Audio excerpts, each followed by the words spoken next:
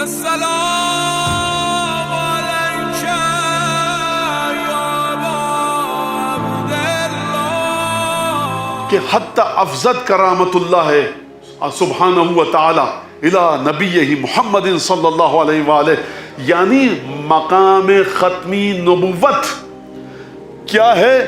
معراج کرامت رسول خدا، معراج کرامت خدا ہے، یعنی جب پروردگار عالم کی کرامت بلند ترین مرحلے پر پہنچی تب نبی کریم نے اس عرصہ گیتی میں اس کرۂ خاکی پر قدم رکھا، بطن مطہر جناب آمنہ، صلب طاہر جناب عبداللہ سے، اور نسل طیب و طاہر ہاشم و عبد مناف اور جناب عدنان سے رسول خدا نے اس دنیا میں قدم رکھا۔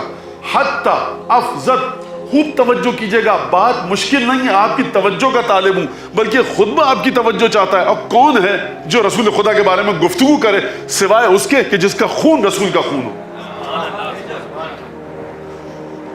یہ دعا ہے میری مولا کائنات سے، میں بھیک مانگ رہا ہوں کہ یہ جملے کی حقیقت آپ تک منتقل ہو جائے، بخدا دنیا اور آخرت سمجھ آئے گی۔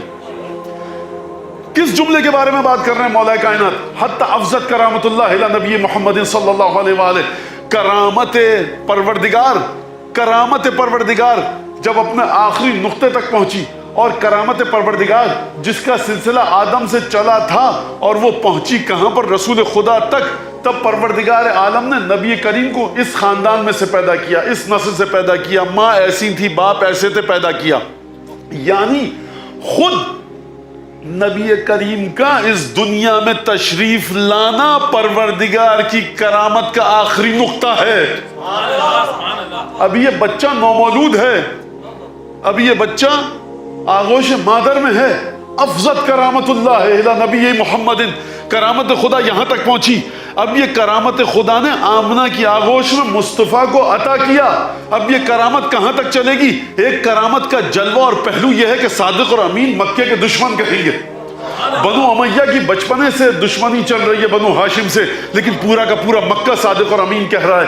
یہ کرامت کس سطح کی ہے؟ بھئی سماج میں ایکسیپٹنس مل گئی، سماج نے قبول کر لیا، مخالفت کی دین کی، رسول خدا کی مخالفت کی، عبادتوں کی، شخصیت کی مخالفت کی، شخص کی مخالفت کی، لیکن کردار پر انگلی نہیں اٹھا پائے۔ یہ ہے کرامت خدا۔ اب یہ کرامت خدا کہاں تک گئی؟ پہلی وحی نازل ہوئی۔ پہلی وحی کب نازل ہوئی؟ 40 برس تک محنت کی، اپنے قلب مطہر کو اس مقام پر فرمایا۔ اور کیا کہنا ہے رسول خدا کے بارے میں؟ پوچھنا ہے بھائی سے پوچھئے رسول خدا کے، اب پوتوں سے پوچھئے، بقیہ دنیا کو کیا پتا، جاہلوں کو اور گوانوں کو کہ رسالت ہوتی کیا ہے؟ وہ لوگ کہ جن کی رگوں میں رسول کا خون دوڑ رہا ہے، رسالت ان سے پوچھئے۔ اس سے پوچھئے کہ جو رسول کا لعاب دہن چوس کے جوان ہوا، اس سے پوچھئے، یا اس سے پوچھئے کہ جس کے لیے رسالت اپنے مقام سے کھڑی ہو جاتی تھی، اس سے پوچھئے۔ فرمایا چھٹے امام نے فوجد قلبہ اطوع قلبا واخشع قلبا واورع قلبا، جب 40 برس کے رسول خدا ہو گئے، خدا نے رسول خدا کے قلب پر نگاہ ڈالی، رسول خدا کے قلب کو پوری کائنات میں سب سے طیب و طاہر و پاکیزہ خوف خدا میں مبتلا قلب پایا۔ جب قلب پایا تو پھر پہلی وحی نازل ہوئی۔ ما مرہ، رسول خدا چھٹے امام فرما رہے ہیں، کہیں سے میرے ہمارے نانا ہمارے دادا نہیں گزرتے تھے الا مگر یہ کہ پتھر، درخت، پہاڑ، چٹان کہتے تھے السلام علیک یا رسول اللہ، السلام علیک یا امین وحی اللہ، سلام آپ پر رسول خدا۔